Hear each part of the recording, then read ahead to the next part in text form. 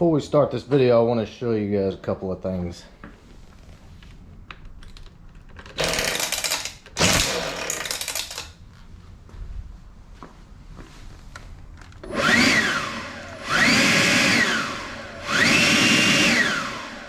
What is up, everybody? Welcome back to the channel. Guys, I got into not necessarily an argument, but a heated discussion about whether or not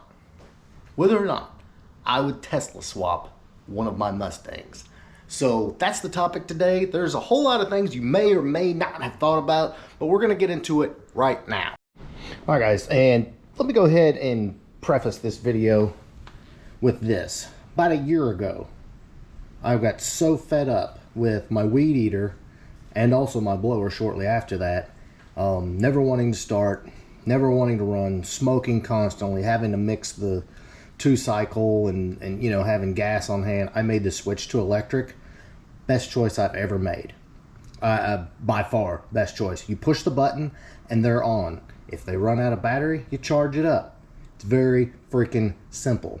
But does that apply to your car?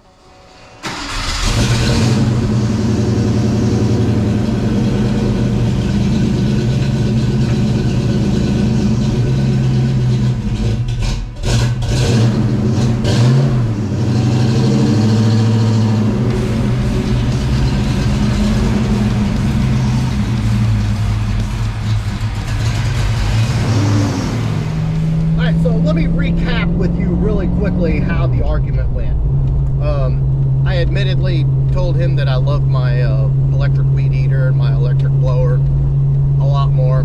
They were 100% better than their gas equivalent. So I was told that begged the question, okay, why isn't your car? Well, my argument was I'm not looking for an experience when I mow my grass or when I weed eat my yard or when I blow my driveway off. I don't do that for an experience. So when I drive, especially my toys, I'm looking for that experience. And you know, so his argument was, well, if your car's faster with a Tesla motor, would not that experience be better? I had to think for a minute, like, I mean, I guess, yeah, but I wouldn't have the sound and the smell and all of that. So he asked me again, so are you looking for the sound and the smell, or are you looking to go fast? And I'll be honest, guys, I didn't really have a great answer, and it kind of pissed me off. I'm not even gonna lie, because and let me preface this also by saying, if you haven't gotten on YouTube or Facebook and seen what, like, the Teslas, and not even just the Tesla Plaid, which is insane, just the normal Tesla, the everyday Teslas, you need to go check that out. You'll see what I'm talking about. All right, so we are headed out to the shop, and we're gonna hash this out, because I kind of had my ego checked a little bit because I didn't have an actual answer. Isn't that ironic? A Tesla's passing me. I had my ego checked a little bit because I didn't have a good answer for why I'm so anti-electric, other than it wasn't an experience to drive while, you know, going low nines bone stock, which is what a Tesla Plaid will do. Literally, guys, a Tesla Plaid will destroy a full bolt-on GT500 in the quarter mile. It's kind of insane. But anyway, let's get out to the shop and we'll finish out this conversation.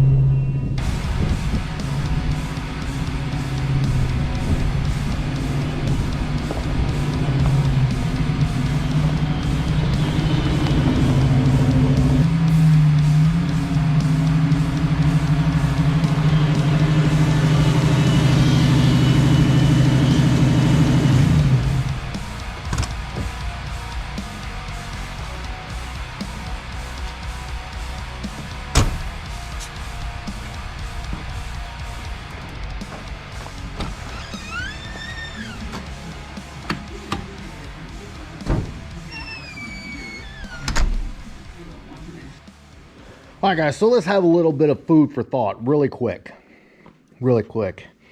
As you can see, beautiful new build popping off if you didn't catch the last video.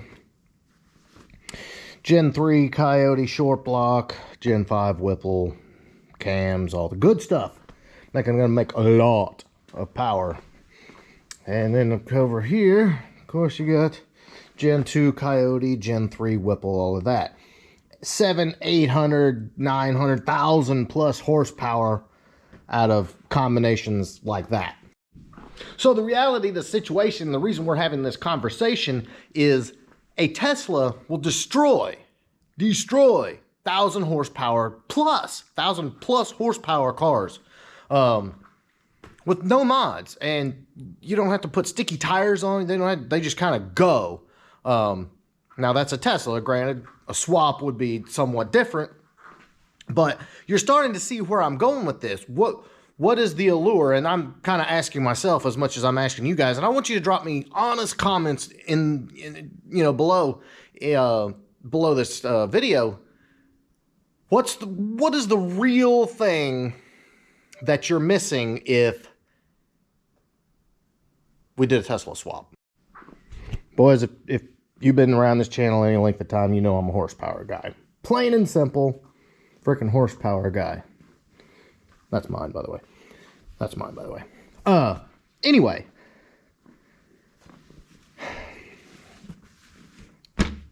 A Tesla swap. Electric. No noise. Now, check this out. I had the opportunity to see the Ford Racing Cobra Jet, which was electric, at Bowling Green. Check it out.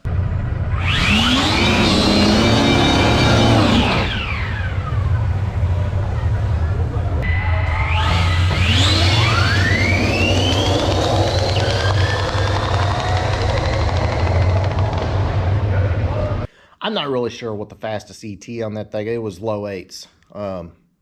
Did wheelies, did burnouts, and then as you saw going down the track, it sounded like a big RC car. So it goes low 8s. It's a Cobra Jet in name, I guess. So what's the big deal? What would be my main actual that would stand up to questioning reason against doing a Tesla swap? I'll be honest, guys, I can't come up with a real actual answer. I could come up with a few things, that I could spit out there, like, what do we love about? We love blower whine. We love blower whine. We love the sound of a V8. There's nothing like the sound of V8. The sound of cam chop. Cam chop is freaking great. There are people that would take cam chop over actual power, which, I think is kind of ridiculous, but to each their own. The sound of your car accelerating, spinning that blower, the turbo whistle, whatever it is, you can't. Does acceleration replace that? The sheer actual, like, if you're getting blown away, but you love the sound it makes, are you happy? That's a really tough question. I guess at the end of the day, it really depends on what you actually want out of your car, because your car is your own. And really and truly, you don't have to explain shit to anybody. If you like it, that's all that matters. That's why you see cars out there that people laugh at. But hey, the owner wants that. That's how the owner wants it. And so that's really all that matters. For me personally, I would say I'm old school, but I'm not narrow-minded. Where I'm having a dilemma is, while I don't consider myself narrow-minded, I also feel like you lose some of the raw experience of a car, of a muscle car, or sports car, GT car, whatever you want to call it, without the sound. And yes, I guess you could stand there and say that's stupid, because a Tesla will come by and destroy you in a race while you've got your cool sounds that you love. And I guess to that I would have to say, okay. Now, would I do it to a car? Sure. I think. Yeah. So I'll put it to you this way. I would take a car like this, a roller, that needs a new lease on life. I would try it. I would try a Tesla swap or whatever kind of EV motor people are swapping. I don't know. I would definitely try it, and I might like it. I don't know. It would definitely be an experience, but I would definitely give that a shot, but I wouldn't do it to a car that I necessarily love or that is my main, like my 92 and my 89. It wouldn't happen. All right, so final thoughts. Am I against electric vehicles? No. They're actually pretty impressive, especially the Tesla Plaid. It's amazing. So, where would I be okay with it? Like my daily, my truck. If they could make a truck as powerful as my diesel, and it was electric, whatever. I'm not against that. And truthfully, guys, that seems to be the future with all these companies announcing that in 3, 4, 5, 6, 7, 8 years, they're going to be 100% electric. I mean, for better or for worse, that's where it's headed. And I don't dislike it. I don't love it, though. I feel like it's being pushed on us for an agenda that's not it's not plausible. But let's go ahead and say, yeah, for a daily driver, you know, something that I need to take my daughter to school in or something, if it's powerful enough to tow with, sure, I would do that. But for my car that I want to get in and have an experience with, which is my Mustangs and stuff like that, for me personally, I'm not there. And that's kind of where I'm at. Have I experienced a hot rod electric vehicle? No. So truthfully, I can't really be, I can't be 100% honest with that either. But I will say at this point, I'm not ready to give up my my internal combustion engine, and that's where I'm just going to leave it right there. All right, guys. So coming back down to earth with our gas engines. Parts on the way. Yes, I'm petting it because it's too beautiful. It's almost, guys, I want one of these just to have on display that doesn't need to go in a car. Even if the block was empty, I don't care. On the other hand, it was too big of a job to put all that together and it not have to go in a car. So I don't see that happening. Next on the list, yes, the engine is built. You will be seeing a lot of this coming very shortly for Lee's car. I don't want to pull that off. But anyway, yeah. How about whoop, whoop, whoop. Very nice. Also, when I had a little time, guys, I don't film all the stuff I do just because the work also has to get done too. And when I'm filming is the first order of business. It has to get done.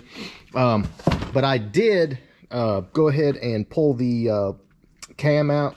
This is the engine for Pop's car, and it had a B303 cam in it. Pop's car, I didn't want any stalling, bucking, surging, hunting, anything with that car, so that my wife and her father can enjoy it. So I put a speed density cam, which is a little bit better than a mass air cam. Still a factory cam, but just a little more. And of course, you know, we got GT40 heads, 1.6 roller rockers, but got that done. I also lift up this pretty new pan that's going on it, and of course I can't get it. Went ahead and put a brand new oil pump, pickup, all that in it. Got parts on order for it. As you can see, this is the brand new pan, but that build is going to be coming together as well and going in Pop's car very shortly. All right, boys, that's pretty much going to wrap this one up.